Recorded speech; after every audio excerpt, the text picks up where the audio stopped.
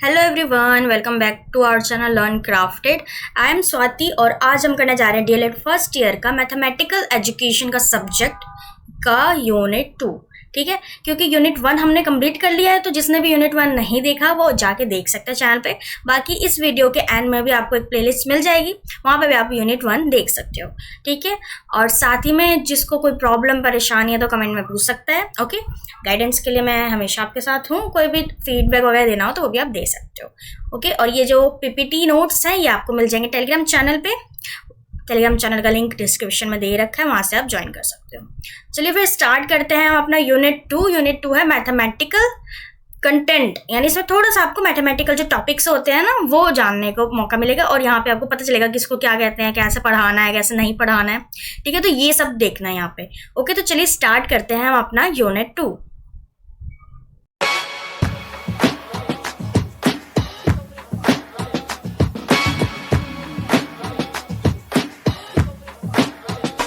सबसे पहला कंटेंट है हमारा कंसेप्ट ऑफ नंबर्स। नंबर्स क्या होते हैं, कैसे होते हैं, ये सब जानना है, कि बच्चों को बताना है कि इंपॉर्टेंस क्या है, क्यों पढ़ाना है। ठीक है, तो देखो, the concept of numbers refers to a child's basic understanding that a number stands for a quantity and has a value which can be compared, ordered, counted and used in their daily life।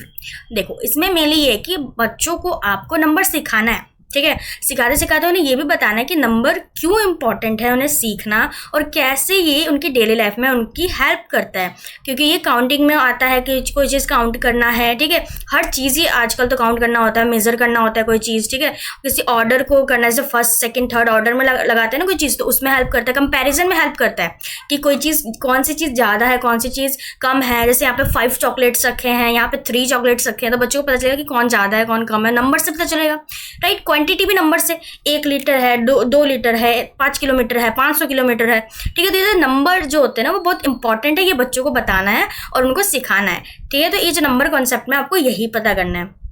ठीक है, और numbers के standards भी अलग अलग standards है number के, जैसे कि 1 to 1 कॉरेस्पॉन्डिंग नंबर्स होते हैं हमारे। फॉर एग्जांपल से 4 कैंडल्स रखे हैं, तो आप ऐसे काउंट करते हो ना, number 1 candle, number 2 candle, number 3 candle, number 4। तो इसे कहते हैं कॉरेस्पॉन्डिंग। कोई चीज़ अगर सीरीज में रखे तो आप काउंट करते हो जाते हो। स्टूडेंट अगर सीरीज में खड़े हैं 10 बच्चे, तो आप ऐसे करते हो ना, 1 2 3 4 5 ऐसे गिनते हो, तो इसी को कहते हैं 1 to 1। हम 1 to 1 भी कह सकते हैं। ठीक है, कि 1 to 1 है ये, या फिर इसको ये भी कह सकते हैं 1 to 1 कॉरेस्पॉन्डेंस। ठीक है, यानी मैचिंग 1 सब्जेक्ट विद 1 नंबर, एक सब्जेक्ट को एक नंबर से जोड़ दिया। ठीक है, एक कैंडल को एक नंबर से जोड़ दिया, कि इस कैंडल को 1 नंबर का स्टिकर दे दिया, दूसरे कैंडल को 2 नंबर का स्टिकर दे दिया। ठीक है, समझ में आ गया। उसके बाद नेक्स्ट क्या है, इसमें है कार्डिनल जो नंबर्स होते हैं। वो क्या होता है, cardinal numbers, last number in counting shows total. यानी जैसे आपके पास 5 चॉकलेट रखे हैं, तो लास्ट नंबर कौन सा है, 5। ठीक है, नंबर आपने दे दिया, 1 chocolate, 2 chocolate, 3 chocolate, 4 chocolate and 5 chocolate. Last number कौन सा है, 5 चॉकलेट, 5th चॉकलेट जो हमारा है। तो इसका मतलब क्या है, कार्डिनल नंबर का मतलब टोटल नंबर ऑफ, जो लास्ट में जो टोटल नंबर आया ना वो कार्डिनल नंबर, यानी 5 चॉकलेट है टोटल, हमारे पास 5 चॉकलेट है। समझ में आ गया, तो कार्डिनल नंबर से होते हैं। उसके बाद नेक्स्ट क्या है हमारे पास, नेक्स्ट है ऑर्डिनलिटी, यानी कि जो हमारे ऑर्डिनल नंबर है ना, ऑर्डर्स में जो होते हैं। ठीक है, यानी कि जैसे आप ऑर्डर में अरेंज करते हो ना, हाइट वाइज, जैसे आपने बच्चों को लगा दिया, तो ये first number, second number, third number. कोई प्राइज डिस्ट्रीब्यूट कर रहे हो तो first prize, second prize, third prize, इसी चीज को कहते हैं हम ऑर्डिनल नंबर्स या ऑर्डिनलिटी। ठीक है, उसके बाद क्या है, क्वांटिटी, किसी चीज की क्वांटिटी करना, यानी 7 पेन्स है, इसको तो टोटल क्वांटिटी क्या है उस चीज़ है 7।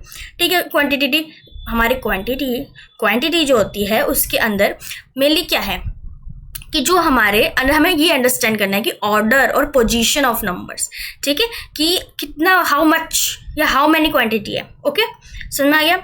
उसके बाद है सिंबल, यानी कोई चीज़ को आप सिंबल से डिनोट कर देते हो ना, कोई भी सिंबल रिकॉग्नाइज कर दिया। जैसे 1 को 1 कैसे लिखते हैं, ऐसे सिंबल जैसे लिखते हैं ना, तो 1, और 2 का सिंबल कैसे इस तरीके से बनता है, तो ये भी आपको पता होना चाहिए। ठीक है, और उसके बाद लास्ट क्या है हमारे पास, कंपैरिजन। कंपैरिजन करना, वही कि क्या ज़्यादा है क्या कम है, greater than, less than, equal है क्या नहीं है, तो इसी को कहते हैं कंपैरिजन कि ये 5 चॉकलेट 3 चॉकलेट से कम है, ठीक है, तो इसी को हम कहते हैं कंपैरिजन। तो ये सब भी आपको पता होना चाहिए, बच्चों को आपको सिखाना है क्योंकि ये उनकी डेली लाइफ में बहुत यूजफुल है, ठीक है। जितना आप बच्चों को अच्छे से सिखा पाओगे उतना ही उनके लिए अच्छा होगा, ठीक है। तो यहाँ पे हमने पढ़ लिया कंसेप्ट ऑफ नंबर का कंसेप्ट। उसके बाद आता है काउंटिंग। काउंटिंग नॉर्मली है, काउंटिंग क्या होती है, तो फॉरवर्ड काउंटिंग 1 से स्टार्ट हो जाती है, ठीक है, कितनी भी आगे जा सकते हैं इन्फिनाइट तक। उसके बाद एक होता है बैकवर्ड काउंटिंग, भी बच्चों को सिखानी है, उल्टी गिनती कैसे करते हैं वो सिखानी है। स्किप काउंटिंग सिखानी है, जैसे 2 के बाद 3 ना बोल के 4 बोलो, लिखो, ठीक है, उस 5 ना लिख के 6 लिखो, ये सब ऐसी काउंटिंग सिखानी है, ठीक है। इसके साथ साथ अभी ये भी सिखाते हैं नेचुरल नंबर क्या होते हैं, हमारे होल नंबर क्या होते हैं, प्राइमरी नंबर, आगे क्लास जैसे बढ़ती जाएगी उससे ये सब भी एडिशन हो जाएंगे, ठीक है। तो ये भी आपको पता होना चाहिए। उसके बाद क्या है प्लेस वैल्यू। देखो प्लेस वैल्यू का कॉन्सेप्ट आप भी अच्छे से सीखो क्योंकि एग्जाम्स में आता है, एमसीक्यू वगैरह है तो उसमें एमसीक्यू आ जाएगा मैथ्स में, क्योंकि 10-20 नंबर का एमसीक्यू होता है ना, और असर्शन रीजनिंग होता है क्वेश्चन पेपर में। आप अगर देखा हो तो क्वेश्चन पेपर देखना जरूर पीवाईक्यू, ठीक है। तो उसमें आपको ऐसे को मिलेगा कि कैसे कैसे क्वेश्चन पूछे जाएंगे। और अगर मैं बताऊँ तो 30% आपको ऐसे न्यूमेरिकल बेस्ड मिलेंगे और 70%, ठीक है, आपको थियोरेटिकल बेस्ड क्वेश्चंस मिलेंगे। तो अच्छे से प्रैक्टिस करके जाना, ओके। और अगर हो सके तो अगर आपका कोई बेस क्लियर नहीं है, कोई कॉन्सेप्ट आप भूल गए हो, तो वो आप वापस से वो रिवाइज कर सकते हो, कोई वीडियो लगा लो, ठीक है, रिवीजन कर लो इसी कोई प्रॉब्लम सॉल्विंग का, ठीक है। तो यहाँ पे प्लेस वैल्यू क्या कहते हैं, इसे 1s, 10s, 1000 ये सिस्टम को समझना ही प्लेस वैल्यू है। कि फॉर एग्जाम्पल देखो यहाँ पे एक टेबल है, ये टेबल आपको दिख रहा है इंडियन और इंटरनेशनल दोनों है। यहाँ पे क्या है प्लेस वैल्यू किसी भी चीज़ का है। जैसे यहाँ पे क्या लिखा है, जो 7 है वो 1s प्लेस पे है, 1 जो है 10s पे है, 6 को जो है 100 प्लेस पे, राइट। तो अगर कोई बोलेगा 617, तो अगर वो पूछेगा 1 का बताओ प्लेस वैल्यू क्या है, तो आपको बताना होगा कि 1 का प्लेस वैल्यू 10s है, ठीक है, क्योंकि 10s के प्लेस पे है, ठीक है, समझ में आ गया। अगर कोई बोलेगा कि 19,617, तो अगर वो बोलेगा कि 9 का प्लेस वैल्यू क्या है, तो आपको बताना 9 का प्लेस वैल्यू 1000 है, ठीक है, क्योंकि वो 1000 के प्लेस पे आता है, ठीक है। यही प्लेस वैल्यू आपको बच्चों को कैसे बताना है, सब एग्जाम्पल्स वगैरह सब आपको रेडी करके रखना चाहिए, क्योंकि एग्जाम्पल्स ही दोगे ना, जितना पेपर में एग्जाम्पल्स लिखोगे, थोड़ा सा लॉन्ग फॉर्मेट में आंसर लिखोगे ना, तो आपके आंसर भी अच्छा लगेगा, ठीक है, और साथ में मार्क्स भी अच्छे मिलेंगे, ठीक है। नेक्स्ट है हमारा अरिथमेटिक ऑपरेशंस। अरिथमेटिक ऑपरेशंस से आपको पता ही होगा, जो हमारे प्लस माइनस इंटू डिवीजन ये सब होता है, इन्हीं को कहते हैं अरिथमेटिक ऑपरेशंस, ठीक है। तो आपको पता होना चाहिए कि अरिथमेटिक ऑपरेशंस कैसे करते हैं, कैसे कैलकुलेट करते हैं, बच्चों को कैसे सिखा सकते हैं और क्यों इंपॉर्टेंट है, ठीक है। एडिशन वगैरह अच्छे से सिखा पाओ, सारे एग्जांपल्स टीएलएम के थ्रू, जैसे 2 एप्पल्स को 3 एप्पल्स से प्लस करेंगे तो टोटल एप्पल कितने आएंगे 5, तो इससे बच्चा एडिशन सीख जाएगा। उसी तरीके से सब्ट्रैक्शन सीखेगा, मल्टीप्लिकेशन सीखेगा, ठीक है, और डिवीजन सीखेगा। डिवीजन में वो शेयरिंग जैसे कुछ आप करवा सकते हो कि यहाँ पे आपने आपने पीस रख दिया चॉकलेट का और आपने बोला कि इसको डिवाइड करो, यानी आप शेयर करो इसको 2-3 लोगों में, तो वो शेयर करेगा, तो उसको आप बताओ कि डिवीजन का कॉन्सेप्ट होता है, ठीक है। तो ऐसे आप करवा सकते हो और साथ में खुद भी आपको अच्छे से समझना है, ठीक है। नेक्स्ट हम बात करेंगे फ्रैक्शंस एंड डेसिमल्स। देखो फ्रैक्शंस और डेसिमल्स भी इंपॉर्टेंट है और हमारे सिलेबस में भी इनके बारे में कहा गया, तो आपको भी अच्छे से पढ़ना है फ्रैक्शंस और डेसिमल्स के बारे में, ठीक है। फ्रैक्शंस होता है पार्ट्स ऑफ अ होल, यानी फ्रैक्शन बताना किसी भी चीज़ का, ओके। तो किसी चीज़ का पार्ट करना, ठीक है। होल, कोई चीज़ होल है, आपके पास एक पूरी चपाती है तो उसके पार्ट्स करके डिवाइड करना, उसी को कहते हैं फ्रैक्शन। और बच्चों को आपको ऐसे बताना है हिस्सों की किसी चीज़ का हिस्सा करना, ठीक है, उसको ही फ्रैक्शन कहते हैं। फिर यहाँ पे आप डेसिमल्स भी बताओगे फिर बच्चों को कि डेसिमल क्या होता है, ठीक है, क्यों इंपॉर्टेंट है, कहाँ कहाँ इसका यूज़ है, किसी चीज़ को अगर कोई चीज़ बिल्कुल ही पॉइंट में आ रही है तो वो कैसे आ रही है, ठीक है। नंबर्स के बारे में सब कुछ आपको उन्हें बताना है, ठीक है। तो यही आपको ये भी जानना पड़ेगा, ओके। और इसके कुछ रूल्स, जैसे आपको फ्रैक्शन से डेसिमल में कैसे कन्वर्ट करना है, डेसिमल से फ्रैक्शन में कैसे कन्वर्ट करना है, ये सब रूल्स वगैरह, ठीक है। वैसे यहाँ पे चार्ट देख सकते हो, यहाँ पे जब फ्रैक्शन है तो ऐसे बच्चों को दिखाना कि जैसे एक चपाती है उसकी हाफ कर दी तो उसको 1/2 कहते हैं, ठीक है। 1/10 किसे कहते हैं, उसका एक चपाती का 10th पोर्शन जो होता है उसको कहते हैं, राइट। तो ऐसे आपको बताना है फ्रैक्शन, और उसी तरीके से आपको डेसिमल भी बताना है कि फ्रैक्शन से डेसिमल कैसे हम कन्वर्ट कर सकते हैं, डेसिमल कैसे इंपॉर्टेंट है, क्योंकि डेसिमल कब आता है, फ्रैक्शंस के बाद ही आता है, राइट। तो एक बार फ्रैक्शन अच्छे से समझ जाएगा बच्चा तो डेसिमल समझने में उसे और भी आसानी होगी, ठीक है। नेक्स्ट हमारा कॉन्सेप्ट है स्पेस एंड शेप्स, यानी ज्योमेट्री का। आप सभी को पता है, हम बचपन से पढ़ते हैं ज्योमेट्री। हमारे क्या ज्योमेट्री में क्या क्या आता है, सारे हमारे जितने भी शेप हैं, ट्रायंगल, रेक्टेंगल, ठीक है, क्यूब, कोन, सर्कल, ये सब आते हैं, ठीक है। तो ज्योमेट्री यही है कि 3D हमारे जितने भी शेप्स है, सर्कल, स्क्वायर्स, हम पेपर वगैरह बनाते हैं, ठीक है, कॉपी पेन से पेपर में बना दिया, वो हमारे 2D शेप हो गई। 3D यानी जो एक वॉल्यूम दिखाए, यानी उसके अंदर कुछ, जैसे कोई बॉक्स हो गया, उसके अंदर कुछ रख सकते हैं ना, उस तरीके, जैसे क्यूब, कोन, सिलेंडर, ठीक है। तो ये होता है, बच्चों को आपको बताना है क्या है, कैसे है, सब समझाना है कि कैसे हम किसी शेप को यूज़ कर सकते हैं, क्यों इंपॉर्टेंट है, ठीक है। ये सब रियल लाइफ में जितनी भी आप एग्जांपल्स दे के समझाओगे ना उन्हें, उतना आसान होगा। फॉर एग्जांपल, जैसे आपने एग्जांपल दे दी बॉल का, कोई फुटबॉल का एग्जांपल दे दिया, आपने बताया देखो बॉल है, ये 3D है, स्फेयर है, इसका ये डायगोनल है, रेडियस है, ठीक है, ये सब आपको बता दिया आपने, उसका कुछ फॉर्मूलाज बता दिए एरिया निकालने का, ठीक है, वॉल्यूम निकालने का। उसके बाद क्या है, उसके बाद आप ये बता सकते हैं आइसक्रीम कोन, जो आइसक्रीम की कोन होती है, उसे कोन के आप कॉन्सेप्ट बता सकते हो, देखो इसकी, इसमें वॉल्यूम है, इसके अंदर कैसे हम इसका एरिया निकाल सकते हैं, इसके अंदर एक 2D सर्कल भी आ रहा है, तो रेडियस और हम डायमीटर भी निकाल सकते हैं। तो ये सब आपको बताना है, ठीक है। और कंस्ट्रक्शन ऑफ शेप्स की बात की, इसमें एग्जाम्पल्स आपको देना है। क्वेश्चन आ गया कंस्ट्रक्शन कैसे कराओगे, तो आप बोलना पेपर फोल्डिंग से हम करा सकते हैं, बहुत सारे पेपर फोल्ड कर करके ये बता सकते हैं। जैसे आपने देखा भी होगा यूट्यूब में ना, जैसे हम TLM में बनाते हैं कि वो पेपर फोल्ड को ऐसे कटिंग करते हैं, फिर उस पर थ्रेड लगाते हैं, और थ्रेड को जब खींचते हैं हम तो वो क्या एक शेप बन जाता है, ठीक है। ये पहले तो फ्लैट होते हैं कागज, फिर उसको थोड़ा सा पुल करते हैं तो वो शेप बनता जाता है, ट्रायंगल बन जाता है, वो खड़ा हो जाता है, जितने भी हमारे ट्रायंगल के पेपर्स हैं, ठीक है, वो स्टैंड आउट हो जाते हैं, वही कहते हैं, ठीक है। वैसे मैच स्टिक के बॉक्स हो गए जैसे, वो भी बता सकते हो कि देखो इसके अंदर एक वॉल्यूम है, कैसे है, ये सब एक्टिविटीज़ करवा सकते हैं। इससे क्या बच्चे बहुत इंगेज होंगे, उन्हें अच्छी अच्छी चीज़ सीखने को मिलेगी, वो मैथ्स को बोरिंग बिल्कुल भी नहीं लेंगे जैसे हमारे टाइम में था, ठीक है। वो बहुत ही क्रिएटिव हो जाएंगे, उनका क्रिटिकल माइंडसेट हो जाएगा, वो बहुत सारी चीज़ें सीखना चाहेंगे, ठीक है। तो बहुत सारी चीज़ों में, और कहीं ना कहीं आप इसमें आर्ट एंड क्राफ्ट को भी क्या कर रहे हो, इंटीग्रेट कर रहे हो, समझ रहे हो। तो ये आपको ऐसे करना होगा, ओके। ये हमारे कुछ ऐसे आप दिखा सकते हो, या क्लासरूम में आप ऐसे चार्ट्स लगा सकते हो, ठीक है। और अगर हमारे एग्जाम में भी आप थोड़ी बहुत ड्राइंग कर सको, सिंपल सिंपल, तो वो कर दोगे ना तो अच्छे मार्क्स आएंगे आपके, ठीक है। ऐसी एग्जाम्पल्स दे के, समझ रहे हो। नेक्स्ट हमारा टॉपिक है सिमेट्री। जो सिमेट्री बहुत ही ईजी सब्जेक्ट है, हम सबको बहुत पसंद था सिमेट्री में, ठीक है। जैसे मिरर इमेज होते हैं कि आपने एक सर्कल बनाया या कोई तितली बनाई, उसके बीचों बीच आप एक मिरर रख दिया, तो क्या होगा, आपको सेम जो कागज पे आपने तितली बनाई ना, सेम आपको मिरर में दिखेगी। और इसी को कहते हैं सिमेट्री, कहते हैं कि बीच में से एक लाइन खींच दी और सेम जो एक तरफ है राइट हैंड साइड, सेम जो है पिक्चर वो लेफ्ट हैंड साइड दिख रही है, ठीक है, उसको ही कहते हैं एग्जैक्ट कॉपी है, समझ रहे हो। वैसी फॉर एग्जाम्पल यहाँ पे देखो बटरफ्लाई है, बीचों बीच आपने को मिरर रख दिया है, लाइन खींच दी, तो कहते हैं दोनों तरफ आपको सेम टू सेम आपको इमेज दिख रही है, इसी को सिमेट्री कहते हैं, ठीक है। अगर कोई ऐसी चीज़ है जिसके बीच से आपने लाइन खींच दी बट दोनों तरफ अलग अलग दिख रहा है, एक तरफ थोड़ा सा सर्कल में वो डायग्राम दिख रहा है और दूसरी तरफ थोड़ा सा रेक्टेंगल में दिख रहा है, इसका मतलब वो सिमेट्री नहीं है, समझ गए। ऐसे बच्चों को बताना है कि हर चीज़ सिमेट्री नहीं होती, तो ये बच्चों को बताना है हमको। जैसे अल्फाबेट में भी होती है सिमेट्री, तो क्वेश्चन आएगा डीएलएड में कि अल्फाबेट्स दे देंगे और बोलेंगे इसमें से कौन सा सिमेट्री है, कौन सा नहीं है। ए का दे देंगे, ए सिमेट्री है तो आप बोल देना यस है। फिर देंगे एल सिमेट्री है तो नो, एल नहीं हो सकता सिमेट्री किसी भी एंगल से। ओ सिमेट्री है तो आप बोलोगे हाँ है, ठीक है। ऐसे बोल देंगे कि पी सिमेट्री है तो नहीं, पी नहीं हो पाएगा सिमेट्री में, ठीक है। तो ऐसे क्वेश्चन आएंगे डीएलएड में इस टॉपिक से, ठीक है।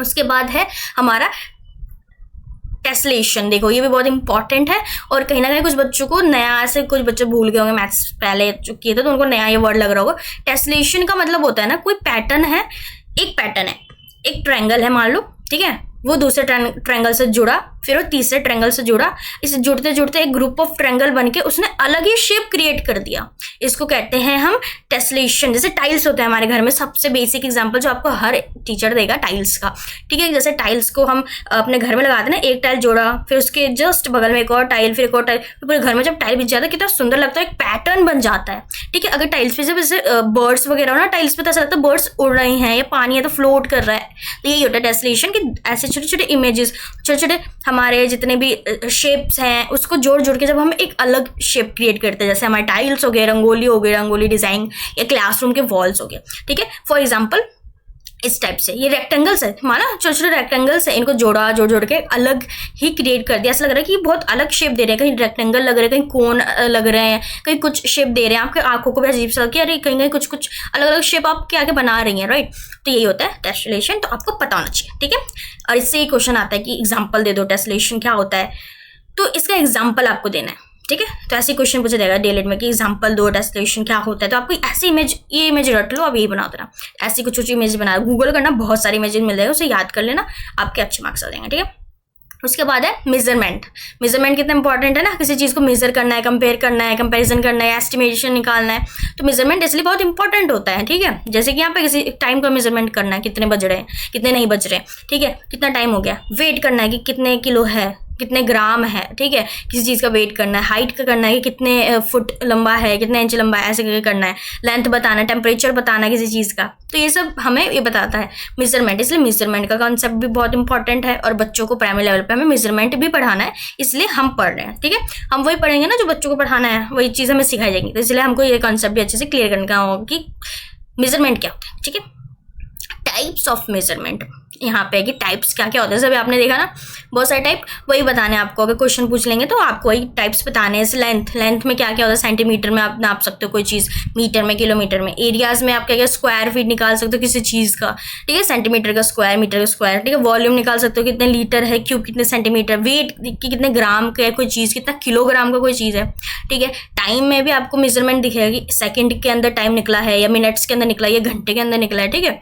अब पैसों में तो दिखता ही है मेजरमेंट, कितने रुपए, कितने पैसे हैं, ठीक है, पॉइंट्स में है क्या, डेसिमल में है क्या, टेम्परेचर में भी आपको दिखता है मेजरमेंट, बहुत ज़रूरी है, टेम्परेचर को भी तो मेजर करना है ना, सबके यूनिट्स अपने अपने, इसलिए मेजरमेंट तो बहुत ही इंपॉर्टेंट हमारा टॉपिक है, ठीक है, कि सेल्सियस है क्या है, तो इसलिए ये सब बहुत इंपॉर्टेंट है जानना। और बच्चों को भी आपको बहुत सारे उनके रियल लाइफ एग्जांपल्स दे के उनको समझाना है कि ये सब क्यों ज़रूरी है, इसको कंपेयर करना है, उनको स्टैंडर्ड यूनिट्स जो मैंने बताया ना अभी वो सब बताने हैं, ठीक है। जैसे सेंटीमीटर में जैसे आप बच्चों को बता सकते हो किलोमीटर में कि रस्सी कितनी लंबी है सेंटीमीटर में, ठीक है, रोड कितना लंबा है किलोमीटर में बता सकते हो।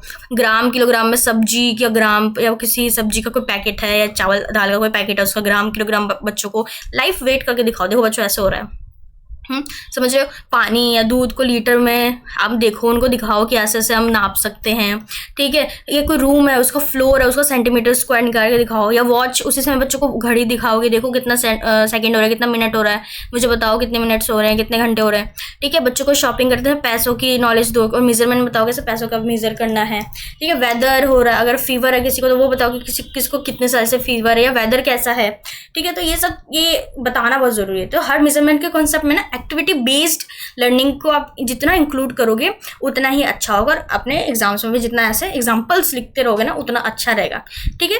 जैसे रस्सी से नापना किसी चीज़ को, वेट को मशीन से मेजर करना, फिर पैसे गिनना, ऐसी एक्टिविटीज़, समझ रहे हो। तो अभी हमने क्या क्या सीखा है, पूरे यूनिट में नंबर्स के बारे में सीखा कि लॉजिकल थिंकिंग हमें डेवलप होगी, ठीक है। शेप्स और हमारे जितने भी थे वो ज्योमेट्रिकल समझे, हमारी सिमेट्री समझी, पैटर्न समझे, ठीक है। आप जितने विजुअल देखोगे और दिखाओगे बच्चों को, बच्चों की स्किल्स उतनी अच्छे से डेवलप होगी, ठीक है। क्योंकि विजुअल थिंकिंग हम जितना करते हैं, हम जितना सोचते समझते इमेजिन करते हैं, उतना हमें याद रहता है। इसलिए पीपीटी में मैंने बहुत सारे विजुअल्स डाले ताकि आपको याद रहेगा, किसी को कुछ कंफ्यूजन हो कि सिमेट्री हम भूल गए क्या होता है, तो ऐसे पीपीटी में ऐसा डाल दिया मैंने कि आपको याद रहे, ऐसा देख के ना याद रखोगे और अपने पेपर एग्जाम में भी आराम से लिख पाओगे, ठीक है। तो भूलना नहीं। मेजरमेंट में हमने ये देखा कि लाइफ में कैसे कनेक्ट करते हैं और हर चीज़ में कितना इंपॉर्टेंट है नंबर और मेजरमेंट, हर चीज़ में आपको देखने को मिलेगा, राइट। नंबर के बिना तो कुछ हो ही नहीं सकता, मैथ्स है ही नहीं नंबर के बिना, ठीक है। तो मैथ्स को ना कभी भी ये मत करना बच्चों के साथ कि रोड मेमोराइजेशन करा दे, रूल्स रट्टे वगैरह नहीं, और ना ही लिखना अपने एग्जाम में कि हमने रट्टा मार दिया, कर दिया कि लेक्चर्स हमें रिपीटेशन करवा दे, नहीं। आप मतलब हमने गेम खिलाया उनको, डेली लाइफ से उनको कनेक्ट किया, ठीक है। बहुत सारे एग्जाम्पल्स दिए, विजुअल हमने उन्हें एड्स दिखाए, या कोई वीडियो दिखाई जिसमें बच्चे पैसे गिन रहे थे या वेट कर रहे थे, उनकी हाइट नाप रहे थे, इस तरह की चीज़ें, जिससे बच्चों की इंटरेस्ट भी बढ़ेगा, कॉन्फिडेंस भी बढ़ेगा, सब कुछ बढ़ेगा और आपका एग्जाम भी बहुत अच्छा जाएगा, ठीक है। तो आई होप आपको ये सब्जेक्ट, ये जो यूनिट है मैथ्स का सेकेंड यूनिट, ये अच्छे से समझ आया होगा, ठीक है। कोई भी दिक्कत परेशानी हो तो कमेंट में पूछ लेना, ठीक है, बता देना, और कोई भी फीडबैक हो तो दे देना। उसके बाद अगर आपको अच्छी लगी क्लास, समझ में आए, यूज़फुल लगे, तो हमारे चैनल को आप सब्सक्राइब कर सकते हो, वीडियो लाइक कर देना कि मेरे को पता चले आपको अच्छी लगी वीडियो, ठीक है। और साथ ही में ये पीपीटी नोट्स आपको मिल जाएंगे टेलीग्राम चैनल पे। टेलीग्राम चैनल का लिंक डिस्क्रिप्शन में दे रखा है, तो वहाँ से आप जाके ज्वाइन कर सकते हो, ठीक है। टेलीग्राम चैनल के पिन कमेंट में एक टेलीग्राम ग्रुप का लिंक है, तो वो ग्रुप ज्वाइन कर लेना, क्योंकि वहाँ पे आप भी मैसेज कर सकते हो, ठीक है। बाकी आप जहाँ फॉलो करना चाहे कर सकते हो। और अगर कोई और रिक्वेस्ट हो कि किसी और टॉपिक पर चाहिए या कुछ अलग तरीके से कुछ चाहिए, या कोई टॉपिक आपको कोई टॉपिक ही समझ नहीं आ रहा, जैसे NCF 2005 समझ नहीं आ रहा, या NAP 2022, या हमारे 1968 86 वाले जो भी हैं, मतलब जो भी टॉपिक्स हैं इंक्लूसिव क्लासरूम के, अगर आपको कुछ ऊपर टॉपिक चाहिए पूरा, या PPT चाहिए कि कैसे हम प्रेजेंटेशन वगैरह भी होते हैं ना राइट में, तो कहीं भी, तो आप वो पर्टिकुलर बता देना, तो मैं उस पर बना दूंगी, ठीक है, ताकि आप भी अच्छे से समझा पाओ, समझ भी पाओ, ठीक है। तो यूज़फुल होगा बहुत आपके लिए, और आगे और बहुत अच्छे से आप अपने एग्ज़ाम्स देना, अच्छे से समझो, ये हमेशा आपको काम आएगा। ओके, तो आई होप आपको ये वीडियो अच्छी लगी हो तो लाइक कर देना वीडियो को। ओके, चलिए bye bye, all the best for your exams.